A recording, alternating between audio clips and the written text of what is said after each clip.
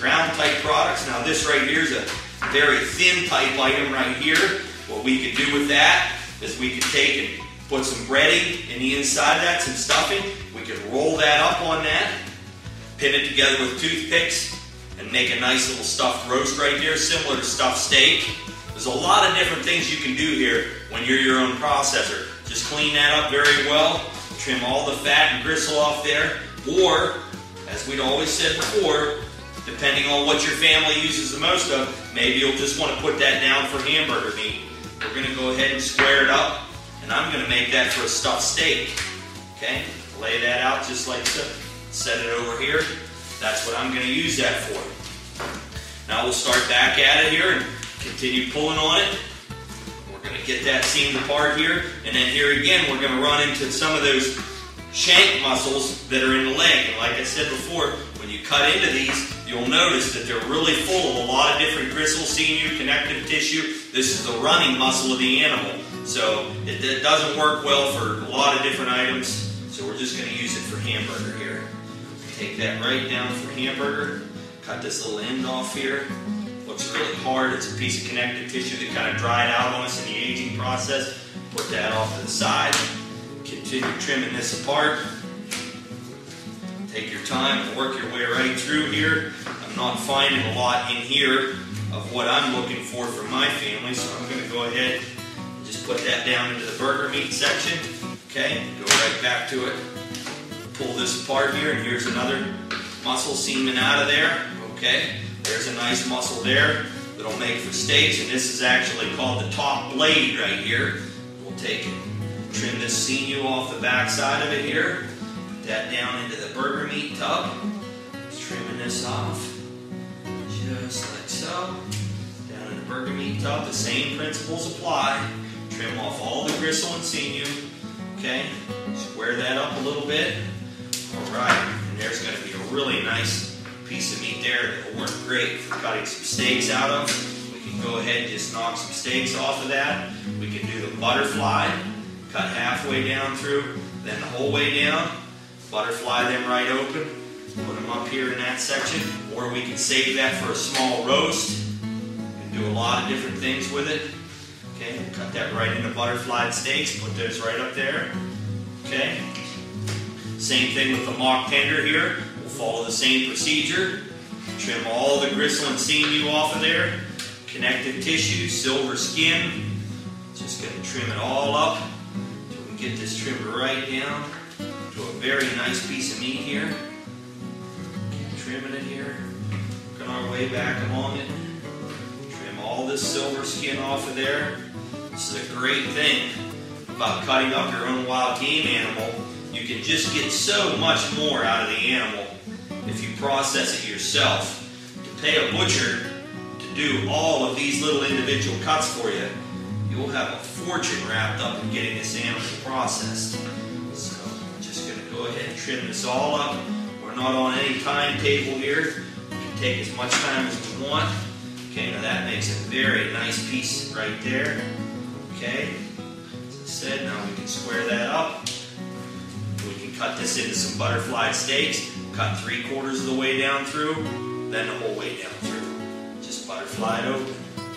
3/4 of the way down through, then all the way down through. Butterfly it open. We can use our game fork. Cut 3/4 of the way down through, then all the way down through. Butterfly it open. Makes a very nice butterfly steak. Now you know why they call it the mock tender. It actually really looks like a fillet. Fold that right open just like that. And that's a cut of meat that comes out of the shoulder. And there's actually several different muscles in the shoulder of a beef as well as a wild game animal that on a shear test, a tenderability test, will actually shear more tender than fillet. So there's a lot of great muscles in this shoulder, so you don't want to overlook them. So keep seaming this apart, just like so. Now we've got more here. Now we've got a really nice piece of shoulder muscle there. Now this is actually called the shoulder clod or the boneless English roast, which you would usually buy in a grocery store. Right there is where that comes from. We can go through here and trim this up, following the same principles and practices again. trimming off any gristle and sinew. We don't want any connective tissue. Just keep working your way along here, taking your time and seaming it all apart. Okay? Take some of this silver skin off here, just like so. Take that down here. This piece right here looks like it has a lot of silver skin in it, so I don't know how much we're going to get out of here that's not going to be used for hamburger, but we're going to work our way through it anyway. If we don't get anything, then we haven't lost anything. So trim through there. We could get some meat here that would work well for stir fry or steak salad. We can dice that up, set that off to the side. There's some more good valuable meat out of the shoulder. We'll take this one here and trim this fat off of the outside of this. Okay, trim this fat and this dark meat on here that come from the aging process. Trim that right off. Skin it back just like so. Work our way right around it, taking our time. There's no hurry. Keep trimming that back, shaving all this off. Just like so. Trim it up very nice. Make a great table fare. Okay, see what we have here. Okay, there we've got another nice piece of meat right here that we can use for your rolled steak, as we said before, for stuffed steak. Or we can chop this all up, cut it into thin strips here, dice it up for stew meat, or use this for steak salad, tender tips, fry it with peppers and onions, however you want to use it, canning meat. Set that over here, off to the side. And now we're back onto our shoulder cloth. Now this is a very nice piece of meat here out of the shoulder. It's the easiest piece to find. It's a very large piece of meat. It's in the middle of the shoulder. We're going to trim off all the loose meat just like we always do on all the other procedures. We'll go around it once again, trimming off all of the gristle, sinew, connective tissue, silver skin, fat. We'll trim that all off of here until we get this shaved down to a very nice piece of meat. Take your time, trim it right off. Try not to dig into the meat too awfully deep. Now here's a piece here on the top. I might just take that right off of there. Okay, I can dice that up for stewing meat, tender tips, or I can put it down for hamburger. Put it right over there for tender tips. Just keep trimming this back here, shaving this silver skin off. Pull it right down around. That'll work for hamburger.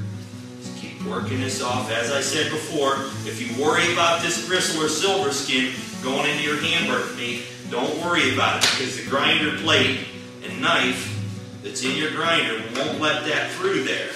It'll wind up around the blade, and then when you clean your blade in between grinds, you can simply remove it. So anything that won't go through there, that plate will stop. Okay? Flip it over and trim on the other side. Same thing. Trim this right off the other side here. Trim this up, and we're going to have a very, very nice roast. We're going to have a very nice piece of meat here that we can slice into steaks. Dice it up for stir fry, whatever you want to do with this shoulder, because typically in the packing plant environment, it almost always goes directly into hamburger meat.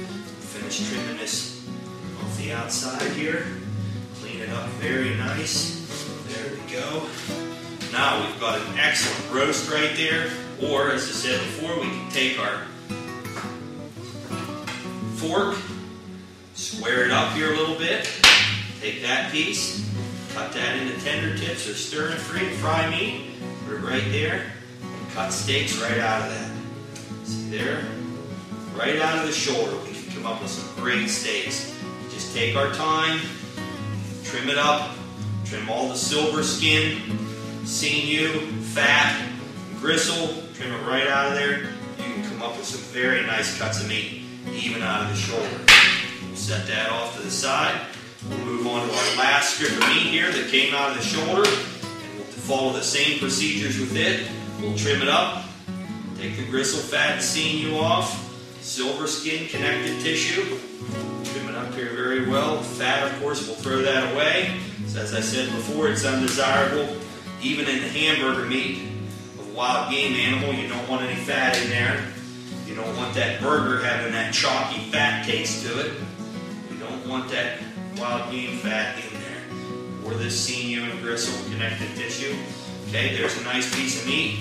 We can slice that up once again. for stir fry, tender tips. We can put it down for hamburger. Chop it up here. And this will go great on steak salad. We can marinate these little tender tips. Make a lot of really great products out of them. I really enjoy this product. Dice those up, cannon meat, whatever you want to use it for. Vegetable beef soup, vegetable venison soup. Okay, slice this down, dice it right up, just like so. It's a very nice little cuts of meat there. Very, very nice. Put them off to the side. Now that we've got the shoulder done, we're ready to start into the